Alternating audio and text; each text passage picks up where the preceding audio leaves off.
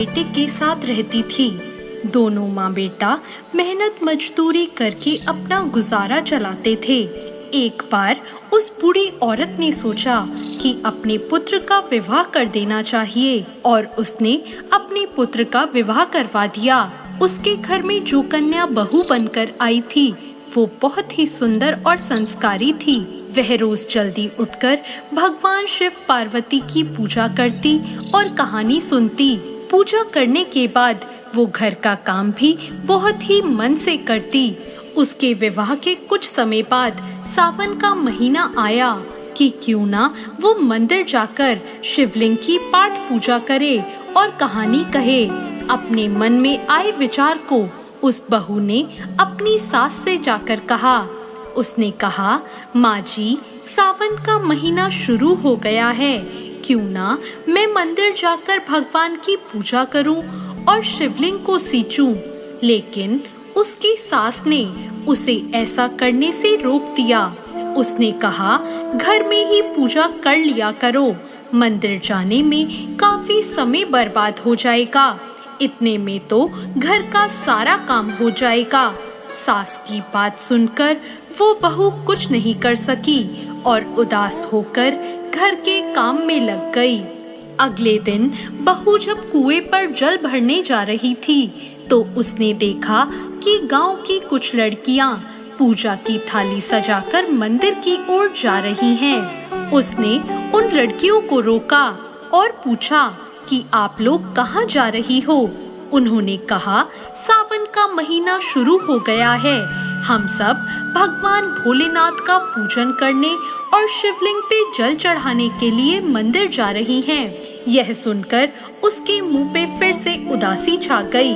ऐसा देखकर लड़कियों ने पूछा, आप हमारी बात सुनकर उदास क्यों हो गई हो? क्या आपको भगवान शिव की पूजा करना नहीं आता? उसने कहा, ऐसी बात नहीं है, भगवान शिव तो मेरे आराध्य देव हैं, लेकिन मेरी सास मुझे मंदिर में पूजा के लिए नहीं जाने देती। लड़कियों ने कहा, आप चिंता ना करें, आप रोज इसी समय पानी भरने के लिए आया करें और जब आप पानी भरने आओगी तब हमारे साथ मंदिर में पूजा कर लिया करो।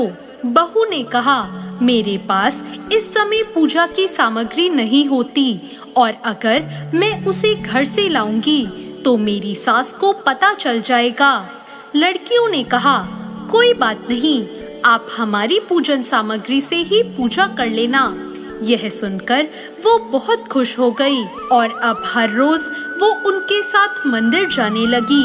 वहां जाकर वो शिवलिंग को सींचती और भक्ति भाव से भगवान शिव का पूजन करती और आरती कहती।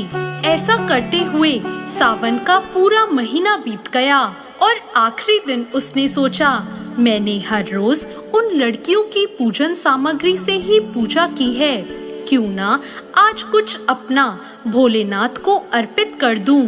ऐसा सोचकर उसने अपनी सोने की नथ उतारी और धोकर भगवान के शिवलिंग पर अर्पित कर दी और पूजा समाप्त करके वो अपने घर आ गई।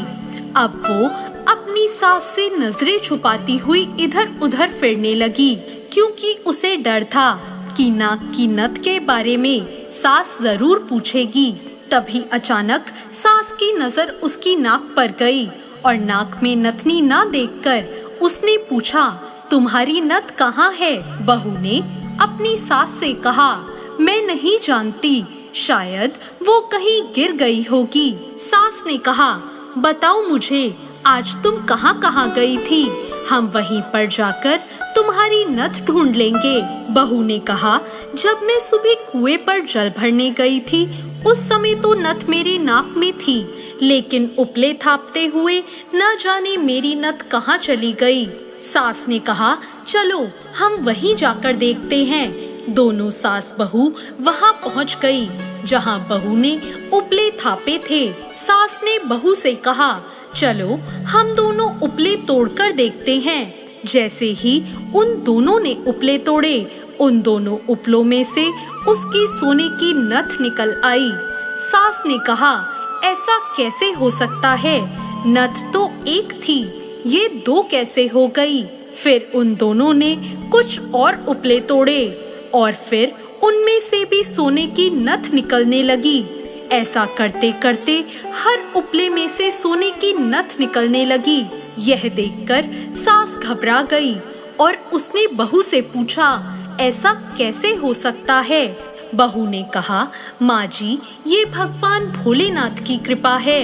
और बहू ने सारी बात अपनी सास को बता दी। बहू ने कहा, मेरी एक नथ के बदले भगवान शिव ने आज मुझे कितनी सारी नथें दे दी। अपनी बहू की बात सुनकर सास बहुत खुश हुई और उसने कहा कि अगर सावन में स्नान, दान और तप करने का इतना ही फल मिलता है तो अगले वर्ष से हम दोनों साथ में भगवान शिव की पूजा किया करेंगे। और अगले वर्ष से सावन आते ही दोनों सास बहू पूरे नियम के साथ भगवान शिव की पूजा और कहानी करने लगे। उन दोनों पर भगवान शिव की बहुत कृपा हुई। उनके घर में धन के भंडार भर गए और उसकी बहू को एक सुंदर पुत्र की प्राप्ति हुई।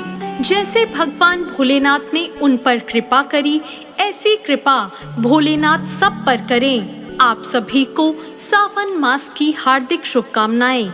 ये कहानी आपको कैसी लगी कमेंट करके जरूर बताएं और ऐसी और कहानियों के लिए हमारे चैनल भक्ति ज्ञान को जरूर सब्सक्राइब करें। धन्यवाद।